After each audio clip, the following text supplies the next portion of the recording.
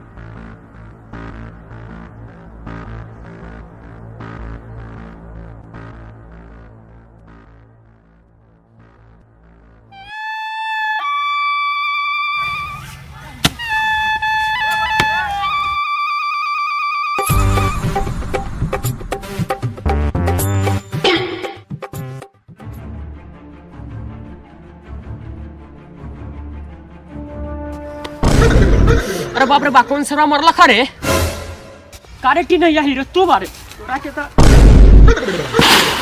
अरे साला ये तो हमरा बेटा के मार के मुआ दिलक।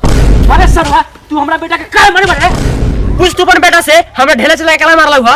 अरे साला हमार बेटा लइका बा तो गलती कर देले त तू मारबे। हां गलती करी तो मारबे करम, समझा रे तू अपन बेटा के ना। हमरा बेटा के ना कहियो ना कमी रफ्तार आजादे बोलबे ना सरौ त मार के तोर फाड़ देम कपार। तू साला ऐसे ना मार दे।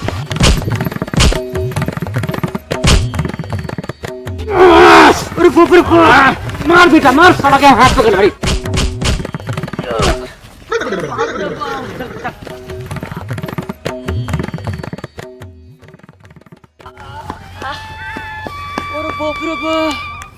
अरे बाप रे बा, दोनों बाप बेटा मार के भुगा देलक।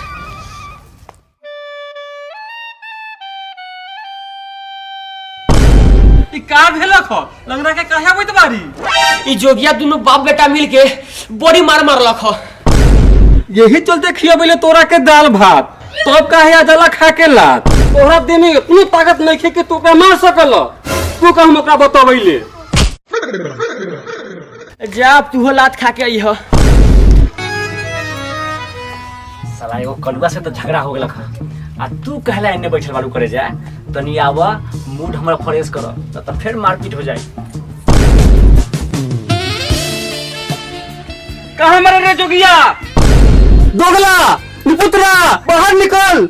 अरे क्या भेला का सनिचरी चिल्लाई ताते दूरा पर। ए ओकरे ना भतार बाय कलुआ ओकरे के मारले बाड़ी, साला हमरा बेटा के मारलक ह। साले के हमहू देखली रास्ता में बड़ी मार मारली ह, टांग तोड़ देले बाई ओकर। आ उ घरे गेलक में मेहरारू के बोलले होई त ओकरे मेहरारू आइल बाई। हां तो चली तो चलो ना देखल जा। अरे कथिला चिल्लाई तारे हमरा भतार के काहे गरिया होई तारे। गरिया आई ना तो तोरा भतार के गोल लागी। हम तो तोरे से बदला से ढंग चल बाहर। अब अगला झट्टा पकड़ लूगा हमरा के। अरे बाप रे बाप रे अब हम निकल छोड़ दोनों के क्यों मर गए, दोनों के क्यों मर गए। छोड़ छोड़ छोड़ मर जा तू छोड़। अरे बाप रे बाप ई मर जा तू भाग जा।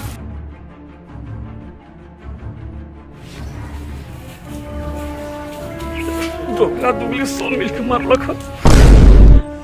बारा लेट हो गेलो भिले ना आइल। का भेल बारा लुहा के आई तोरा दू चार रात पड़लक का। जोरे दोगला कम से कम हिम्मत तो जुटेली हन। चल चुपचाप घरे। बोल भाई आज मुर्गा कटी ना। हाँ मुर्गा कटबो करी आ बोटी भी।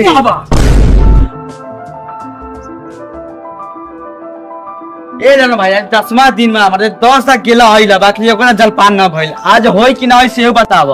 अरे वो आज खुद फोन करे रहा बोला कि आवाज मामला में पड़ जाई। अरे पलंग टूटी के खटिया इधर चलवा वहां तभी पता चली। चला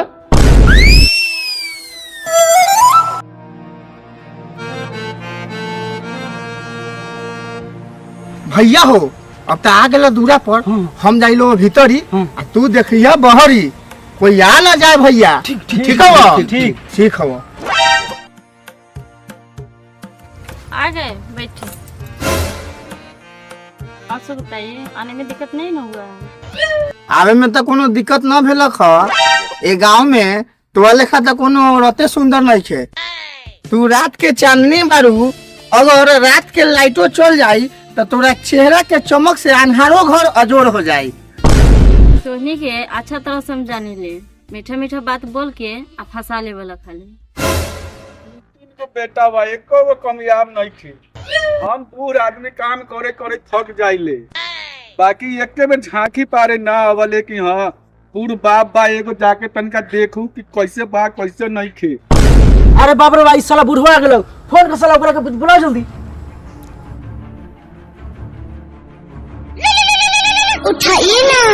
उठाइए ना का ओकर बाबू आ गेले?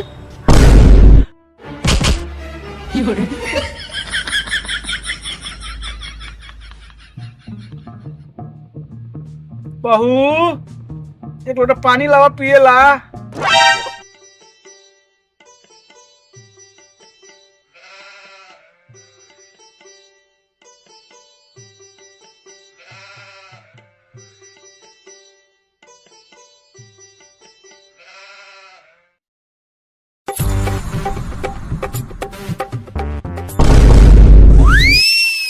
अरे साला ई पूरा बुढ़वा मुंडे के चौपट कर देलौ।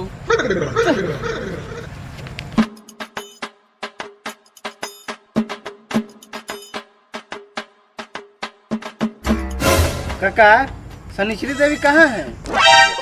अच्छा घर ही में पुतैया वाले लगा दिले। बहू सरवा लतुन।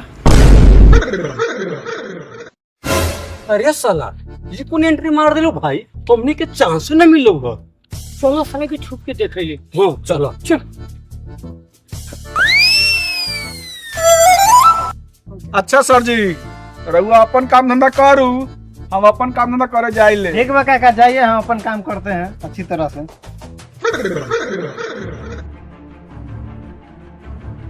ठीक है कर ली है, सिर्फ बाहर भेज दिली है तो रहतन तो सब जान जाता। का हो शनिश्री देवी, कैसन लगावे लू रिंगटोन?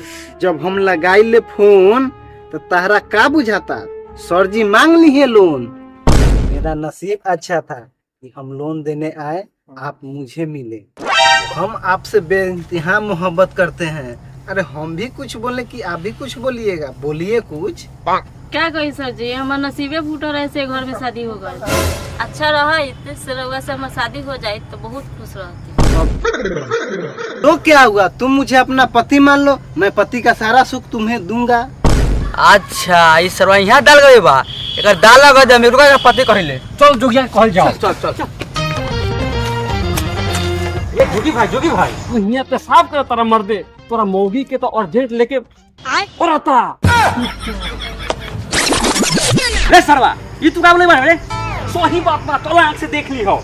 अगर साले सही बात न होई तो तोरा के साले इतना मार मारम कि हॉस्पिटलो जाए लेके न छोड़म। हटा दी है हमरा। हां चल चलो पहले देखो ना।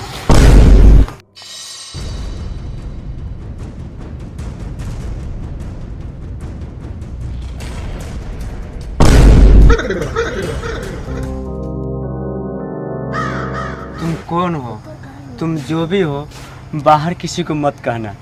भैया आप भगवान हैं, आप चाहते तो मुझे मार सकते थे, लेकिन आप मुझे नहीं मारे, पर मैं शर्म से मर जाऊंगा। हमारा से बहुत बड़ा गलती हो गई। हरामजादी तू तो नागिन निकलू आ तू राम जैसन पति के धोखा देलू हा। अरे तू तो आज ही करे रहलू हा कि हमारा सामने सोना चांदी कपड़ा लत्ता सब छोटा बा, तो ई तू का कैलू? अरे हम तो जितना गरीब ना समझ ली अपना आप के, उतना तो तू अपना इज्जत से हमरा गरीब बना देलू।